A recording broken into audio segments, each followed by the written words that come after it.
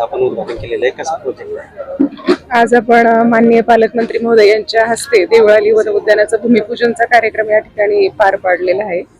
एक माननीय मंत्री महोदयांच्या संकल्पनेतून की आपल्या महानगरपालिका हद्दीमध्ये हे वनक्षेत्र येतं आणि महानगरपालिका व शहरवासियांना एक निसर्गरम्य ठिकाण, त्याबरोबरच विद्यार्थी नागरिक यांना एक पर्यावरणाचं अभ्यास केंद्र या ठिकाणी बनावं, लोकांमध्ये पर्यावरणाविषयी संवर्धन, वन्य प्राण्यांविषयी जनजागृती व्हावी याकरता आपण हा वनराई उद्यान हा उभा करत आहोत. आणि यामध्ये जे काही आपले वनांचे नियम आहेत त्याचं पालन करून वेगवेगळ्या स्वरूपाची दुर्मिळ वने प्रपोज केलेली आहेत व त्या पद्धतीनं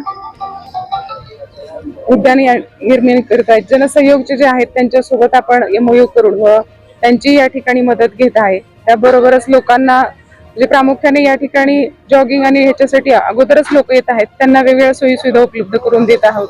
पॅगोडा आहेत, वॉच टॉवर आहेत आणि वेगवेगळ्या स्वरूपाची उद्यानं, आणि सर्व उद्याने हे फक्त झाडं न लावता त्याच्या संगोपनासाठी आपण ड्रिपची व्यवस्था या ठिकाणी करत आहोत. आणि सर्व निधी जो आहे तो माननीय मंत्री महोदयांनी जिल्हा नियोजन समितीमधून आपल्याला उपलब्ध करून देत आहेत. पालकमंत्र्यांनी किती निधी दिलेला आहे आणि या उद्यानामध्ये कोणकोणत्या प्रकारचे वृक्ष राहतात? आता आपल्याला माननीय मंत्री महोदयांनी 25-26 जे आर्थिक वर्ष आहे त्यामध्ये आपल्याला 4,80,00,000 निधी उपलब्ध करून दिलेला आहे. त्यानुसार सर्व कामं ही प्रगतीपथावर आहेत.